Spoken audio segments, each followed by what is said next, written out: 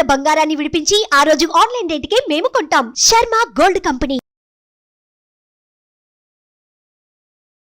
జై వీరబ్రహ్మ జై గోవిందమాంబ జై. నేను మీ కృష్ణమాచార్య శ్రీ బ్రహ్మపదం. 2024 సంవత్సరం మార్చి మాసం ధనుసు రాశి వారి యొక్క రాశిఫలం. శివాయ బ్రహ్మణి నమో నమః. తాకట్టులో ఉన్న బంగారాన్ని విడిపించి ఆ రోజు ఆన్లైన్ రేటుకే మేము కొంటాం. Sharma gold company. ధనుసు రాశి వారికి అనుకూలవంతమైనటువంటి స్థితిగతులు ఉన్నాయి.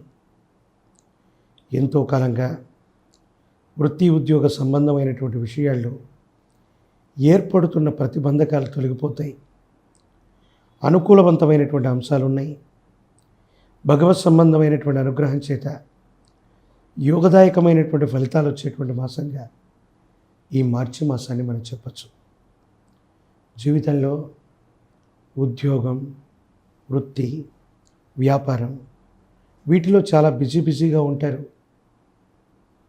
మీరు చేస్తున్న వృత్తి ఉద్యోగంతో పాటు మరో ఆదాయ వనరు కోసం మీరు చేసే ప్రయత్నం సఫలీకృతమవుతుంది.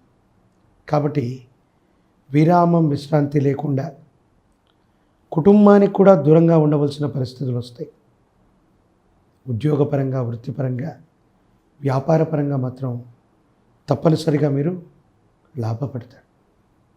ఇదే సందర్భంలో విరామం, విశ్రాంతి లేకుండా వృత్తి ఉద్యోగం మీద మీరు మనసుని కేంద్రీకరించి మీ కుటుంబాన్ని, సన్నిహితమైనటువంటి బంధుమిత్ర వర్గాన్ని దూరం చేసుకునేటువంటి అవకాశం ఉంది.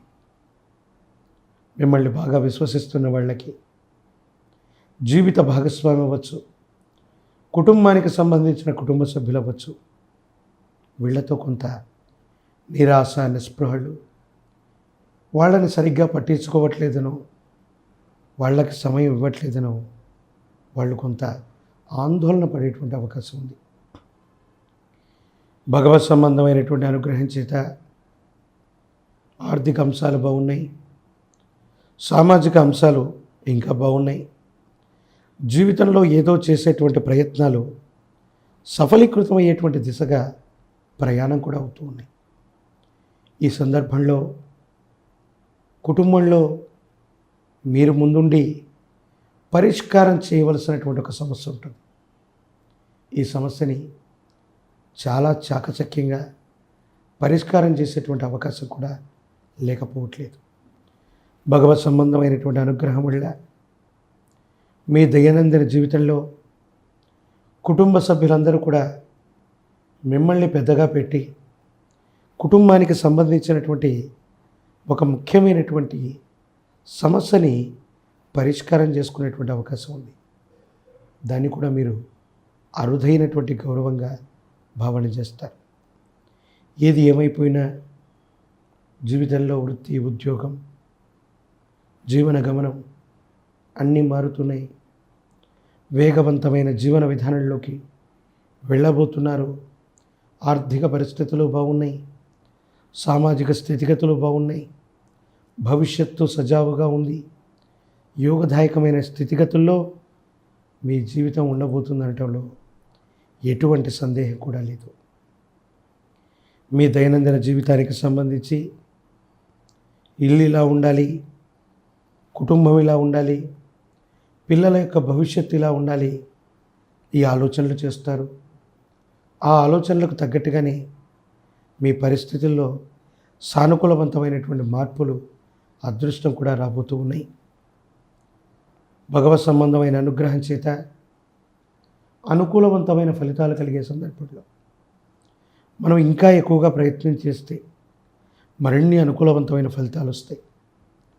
సమాజంలో గుర్తింపు లభిస్తుంది. మీరు చేసే వృత్తి, వ్యాపారంలో అధికారుల నుంచి మన్ననలు మీరు పొందుతారు. అధికారులతో సఖ్యతగా ఉండగలుగుతారు. ఉన్నతమైన స్థితిగతుల్లోకి వెళ్ళగలుగుతారు.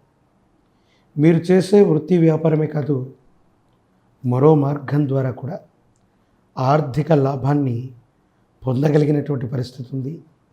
అనుకూలవంతమైన స్థితిగతిని ఖచ్చితంగా మీరు పొందేటువంటి అవకాశం ఉన్నట్లుగా మన భావన చేయొచ్చు. ఈ రాశి జాతకులకి యోగదాయకమైనటువంటి అనుకూలవంతమైన ఫలితాలు ఉన్నాయి. ఈ రాశిలో ఉన్నవాళ్ళు రాజకీయపరమైనటువంటి అంశాలు రంగాల్లోకి వెళితే పదవులు లభిస్తాయి, ఉన్నతమైనటువంటి అవకాశాలు కలిసి వస్తాయి. ప్రత్యక్ష రాజకీయాల్లో వీళ్ళు ఖచ్చితంగా గెలవగలుగుతారు. ఉన్నతమైనటువంటి పదవీ ప్రాప్తి యోగాలు కనపడుతున్నట్టుగా మనం భావన చేయొచ్చు. నరఘోష, నరదిష్టి, నరపీడ కారణంగా ఒక ముఖ్యమైనటువంటి విషయంలో మీరు పోటీలో ఉన్నప్పటికీ, మీరు కూడా ప్రయత్నాల్లో ఉన్నప్పటికీ మీ కుటుంబ సభ్యుల కోసం కానీ మీ వాళ్ళ కోసం కానీ ఒక త్యాగం చేస్తారు.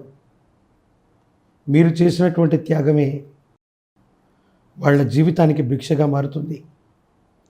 కానీ అప్రియుడికి ప్రియమైనది ఏది చేసినా కూడా వాళ్ళకు మంచిగా అనిపించదని పెద్దలు అంటూ ఉంటారు. మీ కుటుంబానికి సంబంధించిన బంధుమిత్ర వర్గానికి సంబంధించిన ఒక వ్యక్తి తనకు సంబంధించిన అవకాశాలని మీరు గండి కొడుతున్నారని తన ఆవేదన చెంది మధ్యవర్తితో పరిష్కారం చేత మీ దాకా వస్తే పోనీలే పాపమని ఆ అవకాశాన్ని వదిలిపెడితే వాళ్ళు కృతజ్ఞత లేకుండా కృతజ్ఞతారాహిత్యంగా వాళ్ళు ప్రవర్తన చేస్తారు. ఇది చాలా ఆందోళన కలిగించేటువంటి అంశం. ఏది ఏమైనా భగవంతుడున్నాడు, కాలం ఉంది, వీటిని అనుకూలంగా మార్చగలుగుతుంది అన్నటువంటి ఉద్దేశం చేత, అభిప్రాయం చేత మీరు మిన్నకుండా ఉండిపోయేటువంటి అవకాశం ఉంది. ఈ రాశి జాతకులు పరమ ప్రశస్తవంతమైనటువంటి ప్రాచీనమైన శివాలయ ప్రాంగణంలో శివరాత్రి మహోత్సవంలో స్వామివారికి అభిషేకం చేస్తే యోగదాయకమైన ఫలితాలు వస్తాయి, అనుకూలవంతమవుతుంది. ప్రముఖమైనటువంటి శైవ క్షేత్రానికి వెళ్ళిన మహాశివరాత్రి పర్వదినం రోజు నిద్ర చేసి వచ్చిన యోగదాయకమైన స్థితి సంప్రాప్తమవుతుంది, యోగదాయకంగా ఉంటుంది. అనుకూలవంతమైనటువంటి ఫలితాల్ని మీరు తప్పకుండా పొందేటువంటి అవకాశం వస్తుంది.